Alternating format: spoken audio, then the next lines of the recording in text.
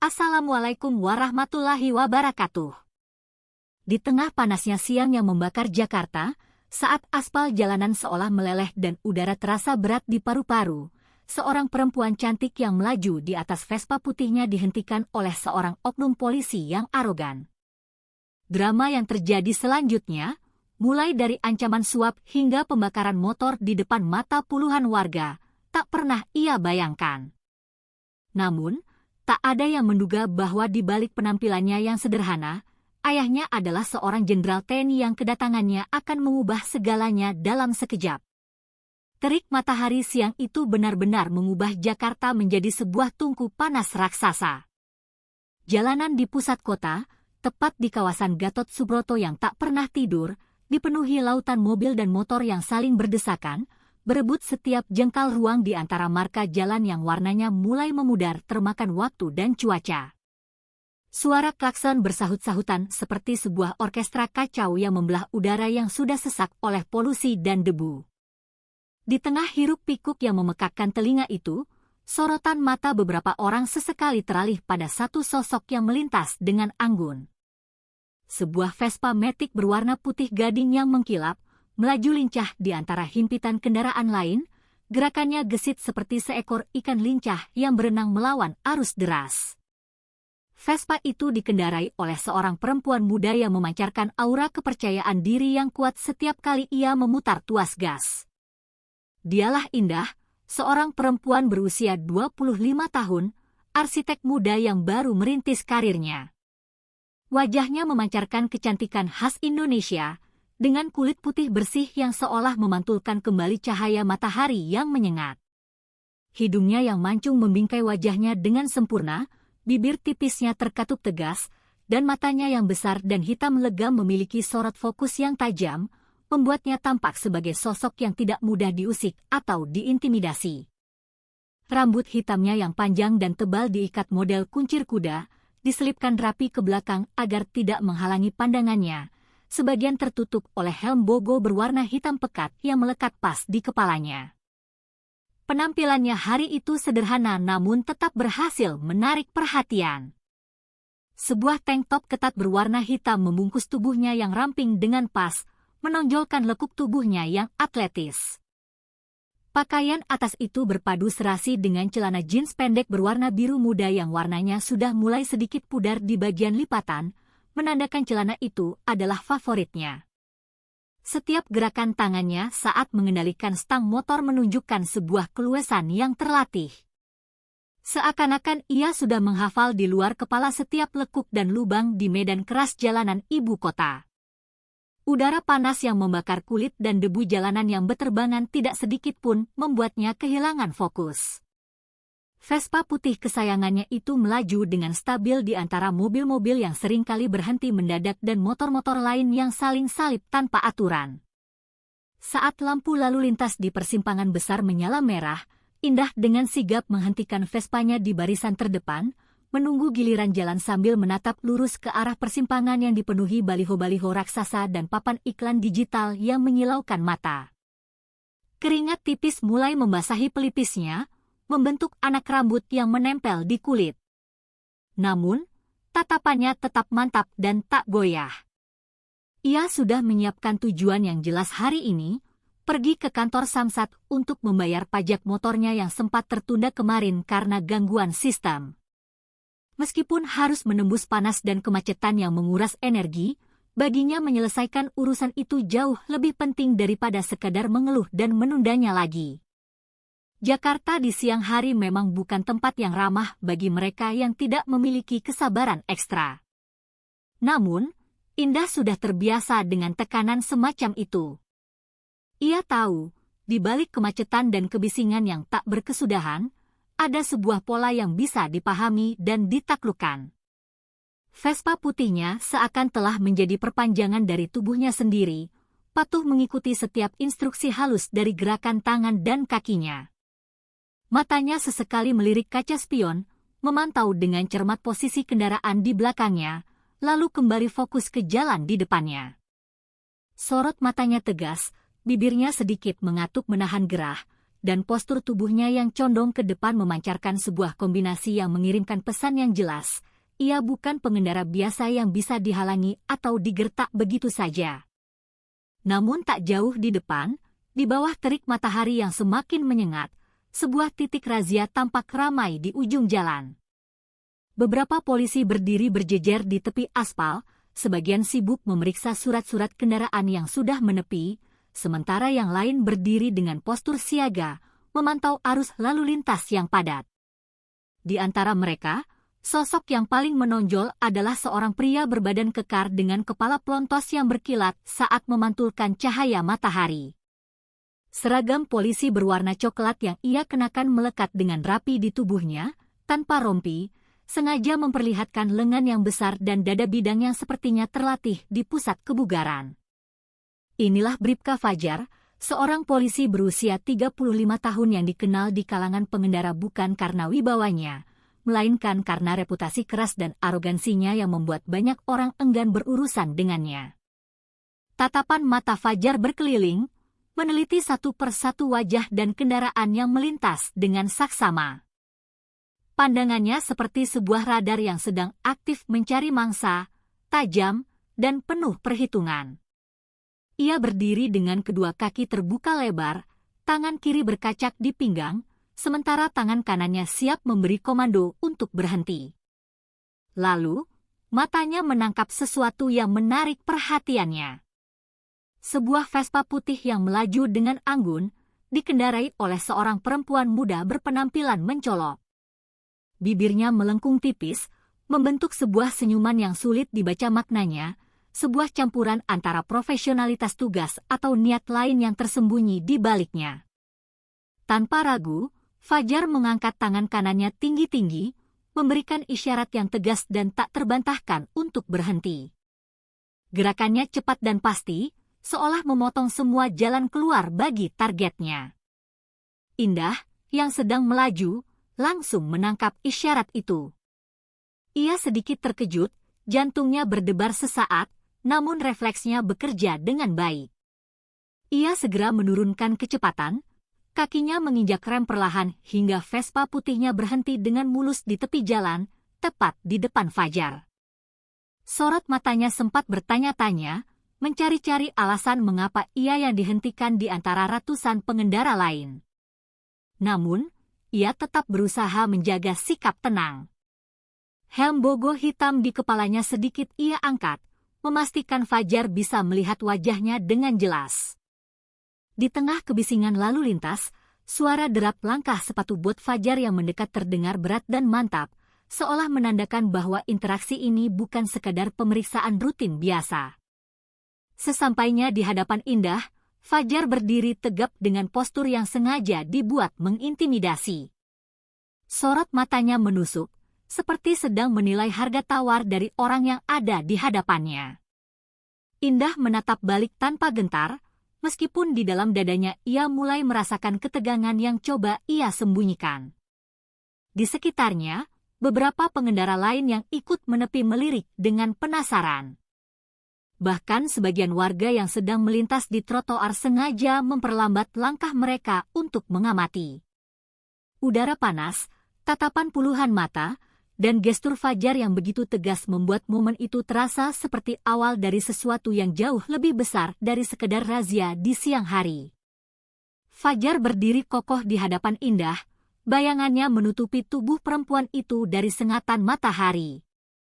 Lalu, dengan suara berat yang mengandung nada perintah yang tak bisa ditawar, ia memerintahkan, turun dari motor, Mbak. Tanpa banyak bicara, Indah memutar kunci Vespa putihnya hingga mesin mati seketika.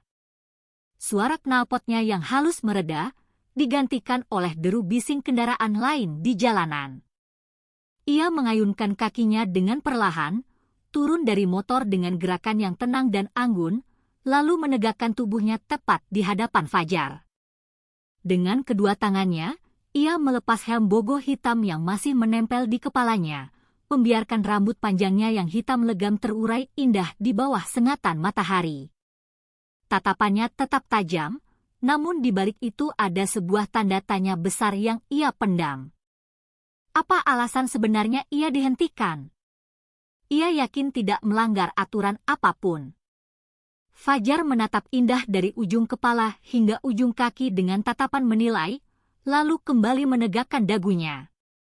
Surat-surat kendaraan, ujarnya singkat namun tegas, sambil mengulurkan tangan kanannya yang besar.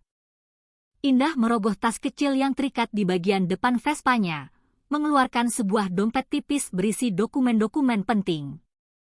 Ia menyerahkan STNK dan SIM miliknya dengan gerakan mantap, matanya tak pernah lepas dari wajah Fajar, mencoba membaca isyarat atau niat yang tersembunyi. Tangannya yang halus dan terawat bertemu dengan telapak tangan Fajar yang kasar dan penuh bekas kerja lapangan. Momen itu terasa sangat singkat, namun cukup untuk membuat Indah merasakan firasat bahwa interaksi ini akan berjalan jauh lebih rumit dari yang ia perkirakan. Begitu dokumen berada di tangannya, Fajar menunduk untuk memeriksanya. Matanya bergerak cepat dari satu baris ke baris lain, bibirnya menggumamkan sesuatu yang tak terdengar jelas. Jari-jarinya yang tebal membolak-balik STNK itu, memastikan setiap detail tercatat sesuai dengan aturan yang berlaku. Wajahnya tetap datar tanpa ekspresi, namun gerak matanya yang sangat teliti menunjukkan bahwa ia sedang mencari-cari celah, sekecil apapun. Lalu, di satu titik, matanya berhenti bergerak. Alis Fajar sedikit terangkat, lalu ia menghela napas pendek. Sebuah senyum tipis yang sulit diartikan, penuh kemenangan, muncul di sudut bibirnya. Di tangannya, STNK itu dengan jelas menunjukkan sebuah fakta yang tak bisa dibantah. Pajak kendaraan Indah sudah mati. Dan itu baru terjadi sehari yang lalu. Temuan itu seketika mengubah cara Fajar menatap Indah, dari sebuah pemeriksaan formal menjadi pandangan seseorang yang baru saja menemukan titik lemah lawannya. Indah menarik napas dalam-dalam, mempersiapkan diri.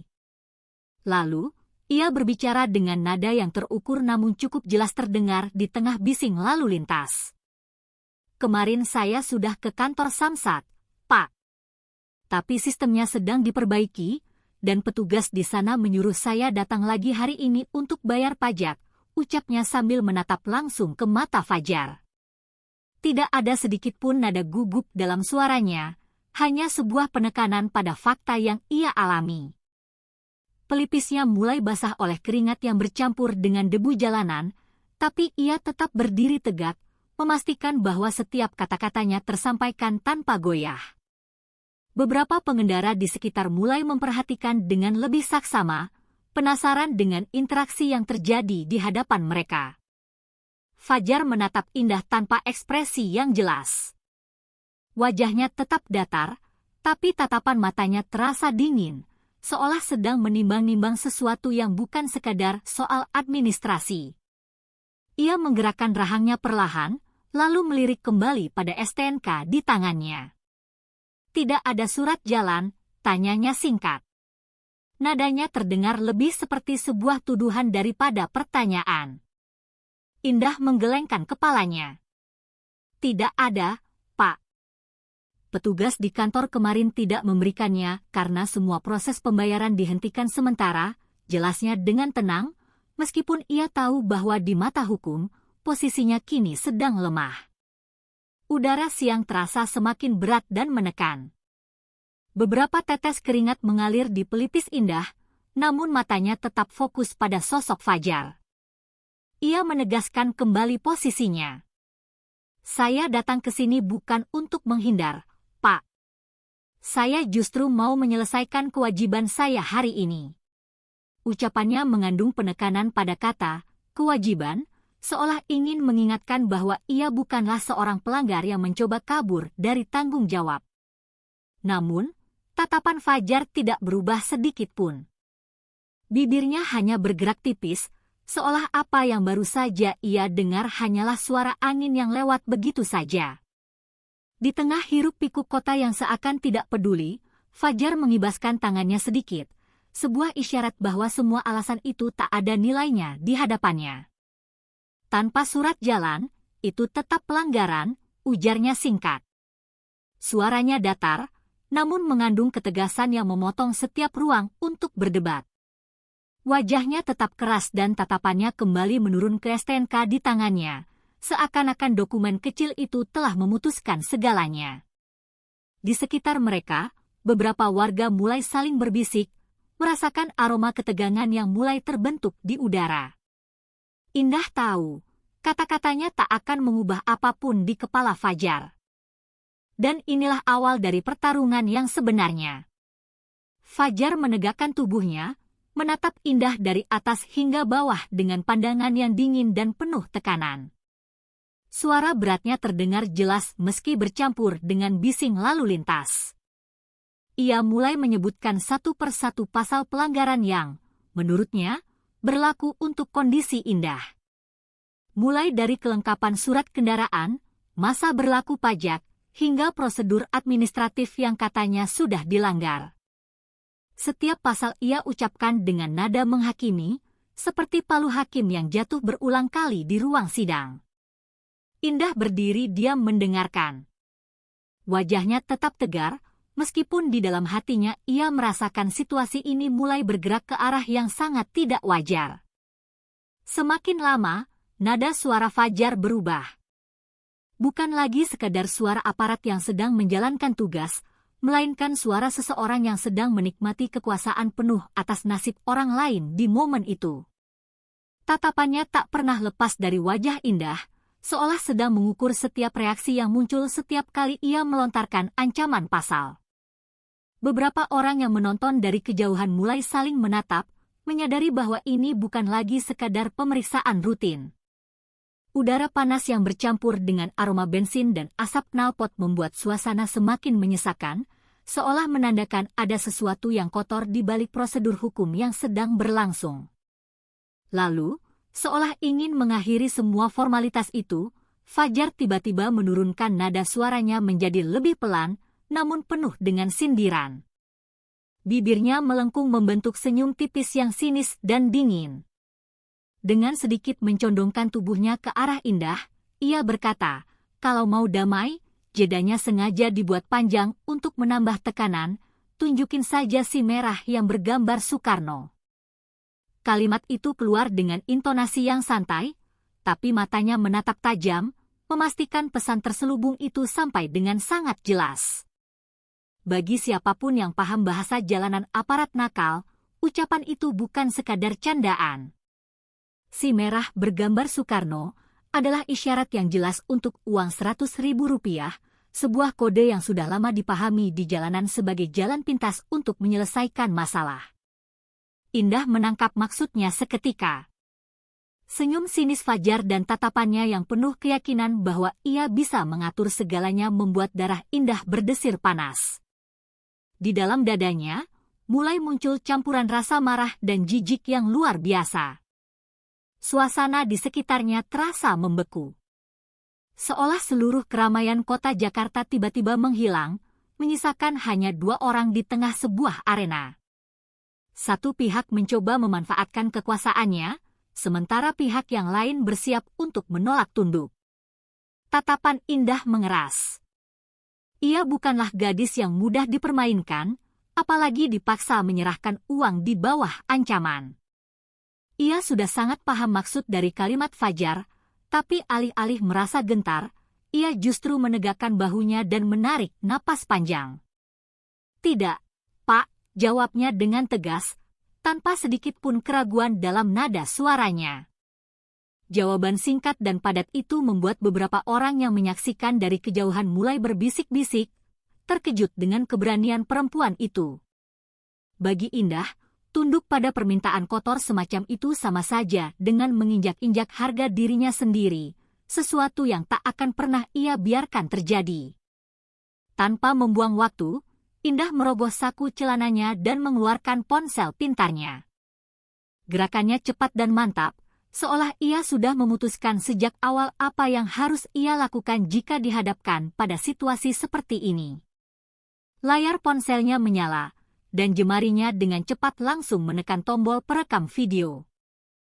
Kamera itu ia arahkan tepat ke wajah Fajar, merekam setiap detail, tatapan sinisnya, senyumnya yang menyebalkan, dan seragam coklat yang seharusnya menjadi simbol perlindungan rakyat, namun kini menjadi simbol arogansi kekuasaan. "Pak, saya rekam," ya, ucap Indah dengan lantang, memastikan semua orang di sekitar bisa mendengarnya. Nada suaranya bukan sekadar memberitahu, tapi menantang. "Biar masyarakat tahu seperti apa kelakuan oknum seperti Anda." Kalimat itu keluar dengan tekanan di setiap katanya, seperti sebuah palu godam yang menghantam reputasi Fajar di depan umum. Orang-orang di sekitar mulai mengangkat kepala mereka. Beberapa bahkan ikut mengeluarkan ponsel mereka, entah untuk memberikan dukungan atau sekadar merekam kejadian langka yang mereka saksikan secara langsung. Sorot mata Indah tak bergeser sedikit pun dari Fajar. Tangan kirinya memegang ponsel dengan mantap, sementara tangan kanannya bersedekap di dada. Ia berdiri tegak, menghadapi aparat berseragam itu layaknya lawan yang setara, bukan sebagai warga yang pasrah untuk dihakimi. Angin panas siang itu berhembus pelan, namun di antara mereka berdua, ketegangan mengental seperti kabut pekat yang tak mudah ditembus. Indah tahu, langkah ini akan memicu reaksi yang lebih keras. Tapi ia sudah siap.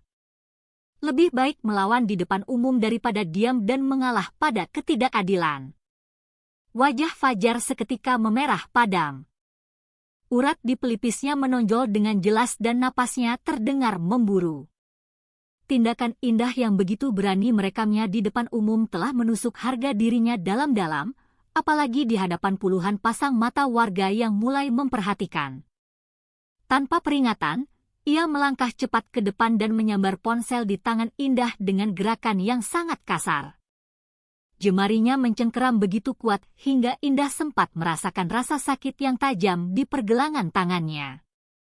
Lalu, dalam satu ayunan yang penuh dengan amarah, Fajar membanting ponsel itu ke aspal yang panas. Krak! Suara retakannya terdengar begitu nyaring, diikuti oleh serpihan kaca layar yang terpental ke segala arah. Indah hanya bisa menatap nanar ponselnya yang kini hancur berkeping-keping. Napasnya terasa berat, tapi matanya tetap menyalakan api perlawanan. Namun, Fajar tampaknya belum puas. Amarahnya sudah mencapai puncak. Ia berjalan ke arah sebuah jeriken bensin yang tergeletak di pinggir lokasi razia, entah untuk keperluan apa jeriken itu ada di sana, lalu mengangkatnya dengan satu tangan. Warga yang melihat mulai saling berbisik cemas. Beberapa dari mereka refleks melangkah mundur karena mencium bau bensin yang sangat kuat. Tanpa sedikit pun keraguan, Fajar kembali mendekati Vespa putih milik Indah. Dengan gerakan yang cepat dan kasar, ia memiringkan jeriken itu, membiarkan cairan bensin yang bening menyiram seluruh bodi motor yang masih panas oleh terik matahari. Aroma bensin yang menyengat langsung memenuhi udara, menusuk hidung semua orang yang berada di dekatnya. Beberapa tetes bensin bahkan menetes ke aspal, membentuk genangan kecil yang berkilau di bawah cahaya matahari. Indah terbelalak, setengah tidak percaya bahwa tindakan sebrutal ini benar-benar terjadi di tengah jalan raya pada siang bolong. Lalu, dengan tatapan dingin yang tak lagi menyembunyikan kebenciannya, Fajar merogoh saku celananya dan mengeluarkan sebuah korek api gas. Satu kali gesekan, api kecil menyala di ujungnya. Tanpa berpikir panjang, ia melemparkan korek api itu ke arah Vespa yang sudah basah oleh bensin. Wush! Dalam hitungan detik, sebuah ledakan kecil terdengar, diikuti oleh nyala api besar yang langsung melahap motor itu tanpa ampun. Asap hitam pekat membumbung tinggi ke angkasa, kontras dengan langit biru Jakarta. Orang-orang mulai berkerumun dari jarak yang aman. Sebagian terus merekam dengan ponsel mereka, sebagian lagi hanya bisa berdiri terpaku, menyaksikan bagaimana sebuah tindakan penyalahgunaan kekuasaan berlangsung begitu terang-terangan di depan mata mereka. Tawa kasar Fajar meledak di udara, diikuti oleh suara cekikikan dari rekan-rekannya yang berdiri tak jauh darinya. Mereka seolah sedang menonton sebuah pertunjukan gratis, bukan menyaksikan kehancuran harta benda milik seseorang. Api yang membakar Vespa putih indah terus berkobar, memantulkan cahaya oranye di wajah-wajah mereka yang tertawa. Asap hitam pekat menjulang tinggi, menebarkan bau plastik dan karet terbakar yang menusuk hidung. Di tengah panasnya siang dan teriknya matahari, kobaran api itu menjadi simbol arogansi yang dipertontonkan tanpa sedikit pun rasa malu. Indah, yang sejak tadi berdiri tegak mencoba melawan, kini tak sanggup lagi menahan beban di kakinya. Ia menjatuhkan tubuhnya ke trotoar, duduk dengan lutut tertekuk dan tangan bertumpu lemah di pangkuan. Matanya berkaca-kaca, air mata menggenang di pelupuknya, tapi ia masih berusaha sekuat tenaga menahannya agar tak jatuh membasahi pipinya. Tatapannya tak lepas dari Vespa kesayangannya yang kini terbungkus api. Setiap ledakan kecil yang terdengar dari tangki dan knalpotnya terasa seperti sebuah pukulan telak di dadanya. Motor itu bukan hanya sekadar alat transportasi. Itu adalah bagian dari hidupnya, hasil dari kerja kerasnya, dan saksi bisu perjalanannya sehari-hari yang kini, dalam sekejap, berubah menjadi abu. Sementara itu, warga yang tadinya hanya lewat mulai berhenti dan membentuk kerumunan yang semakin besar. Mereka saling berbisik, beberapa menutup mulut dengan tangan karena terkejut. Sebagian lagi hanya bisa menggelengkan kepala, tak percaya melihat perilaku aparat yang seharusnya mengayomi masyarakat. Dari sudut-sudut trotoar, layar-layar ponsel mulai terangkat, merekam setiap detik dari kejadian yang mengerikan ini. Beberapa orang bahkan mengarahkan kamera mereka langsung ke wajah Fajar dan rekan-rekannya, seolah ingin memastikan bahwa bukti kesombongan ini tidak akan hilang begitu saja. Namun, meskipun sadar bahwa ia sedang diperhatikan dan direkam oleh banyak orang, Fajar sama sekali tidak menunjukkan tanda-tanda penyesalan. Sebaliknya, ia justru menatap kerumunan warga dengan tatapan menantang, seolah berkata bahwa tidak ada seorang pun yang bisa menghentikannya. Tawa mereka kembali pecah ketika api semakin membesar, membuat suasana di sekitar berubah menjadi campuran antara kemarahan, ketakutan, dan ketidakpercayaan. Di tengah semua itu, Indah hanya bisa duduk membeku. Bukan karena ia telah menyerah, tapi karena di dalam hatinya, ia sedang menyusun kekuatan untuk mengambil langkah berikutnya, menunggu momen yang tepat untuk membalas semua ini. Di tengah riuhnya suara orang-orang dan gemuruh api yang masih melahap sisa-sisa Vespa putih, tiba-tiba terdengar suara sirene panjang yang memecah suasana. Sirene itu terdengar berbeda dari suara mobil polisi yang biasa terdengar di jalanan.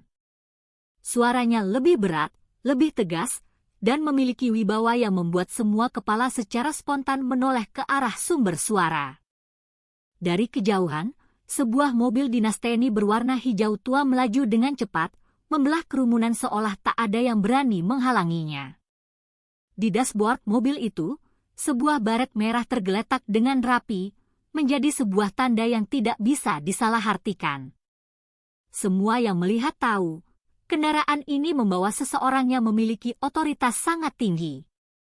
Mobil itu berhenti mendadak hanya beberapa meter dari titik razia. Asap dari Vespa yang terbakar sedikit tersapu oleh angin yang timbul dari hentakan remnya. Suasana langsung berubah drastis. Tawa Fajar dan rekan-rekannya terhenti seketika. Obrolan warga mendadak menghilang, dan yang tersisa hanyalah suara desis api yang membakar. Pintu bagian depan mobil terbuka dengan cepat, dan dari sana melangkah keluar seorang pria bertubuh tinggi dan kekar. Kulitnya sawo matang, rahangnya tegas, dan tatapan matanya begitu tajam seperti elang yang sedang mengunci mangsanya. Dialah Mayor Jenderal Agus, seorang pria berusia 47 tahun yang tak lain adalah ayah dari Indah. Seragam TNI loreng khas Kopassus melekat dengan sempurna di tubuhnya, dengan tanda pangkat bintang 2 yang berkilau terpasang di kerah bajunya. Di kepalanya, baret merah dipasang dengan sempurna, sebuah simbol kebanggaan dan kehormatan seorang prajurit elit yang tak bisa diremehkan. Sepatu bot hitamnya yang mengkilap menghentak aspal dengan suara berat, setiap langkahnya menciptakan sebuah ritme yang menandakan wibawa dan kekuasaan. Aura yang ia bawa membuat jalan di sekitarnya seolah terbuka dengan sendirinya, memberinya jalur tanpa perlu ia minta. Kedatangannya bukanlah sebuah kebetulan. Dari balik kerumunan, seorang teman indah yang sejak awal berada di lokasi dan menyaksikan semuanya, maju selangkah, memberikan hormat singkat sambil menjelaskan dengan cepat apa yang baru saja terjadi. Ternyata, teman inilah yang dengan panik menghubungi Agus, melaporkan kejadian mengerikan itu saat ia melihat Indah diperlakukan semena-mena oleh oknum polisi tersebut. Wajah Agus mengeras seketika, rahangnya mengatup rapat, dan pandangan matanya langsung mengarah pada sosok Fajar yang kini berdiri kaku di dekat Vespa yang masih terbakar. Dalam tatapan itu, sudah sangat jelas bahwa sebuah konfrontasi besar akan segera terjadi. Agus tidak mengucapkan sepatah kata pun. Wajahnya tegang, sorot matanya terkunci pada Fajar seperti peluru yang sudah diarahkan tepat ke sasaran. Langkahnya panjang dan cepat. Setiap hentakan sepatu botnya di aspal terdengar begitu jelas di tengah keheningan yang mendadak menyelimuti tempat itu. Jarak beberapa meter ia tempuh hanya dalam hitungan detik.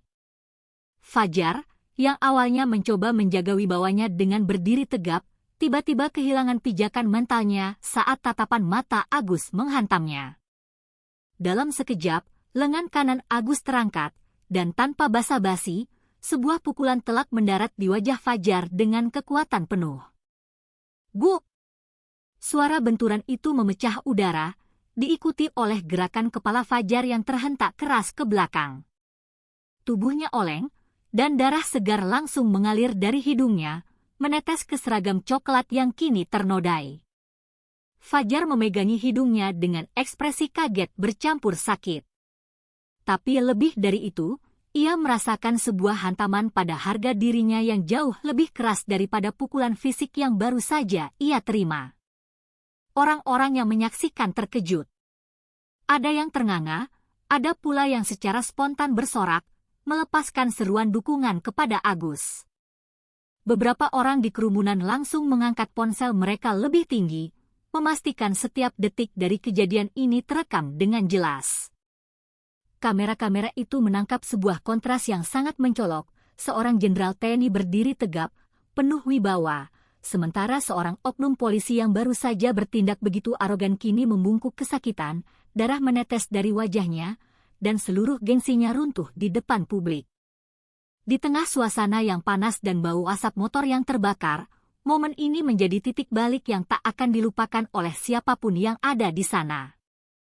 Fajar akhirnya berlutut di hadapan Agus, kedua tangannya terangkat sedikit sebagai tanda menyerah.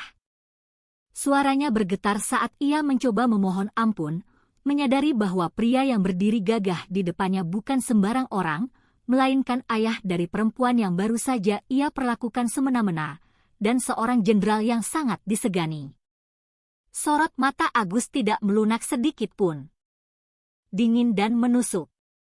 Semua mata warga tertuju pada pemandangan itu, dan rekaman yang diambil dari berbagai sudut memastikan bahwa perilaku biadab sang oknum telah terkuak sepenuhnya, tak lagi bisa disembunyikan di balik seragam yang ia kenakan. Keadilan, meskipun datang dengan cara yang keras, akhirnya tiba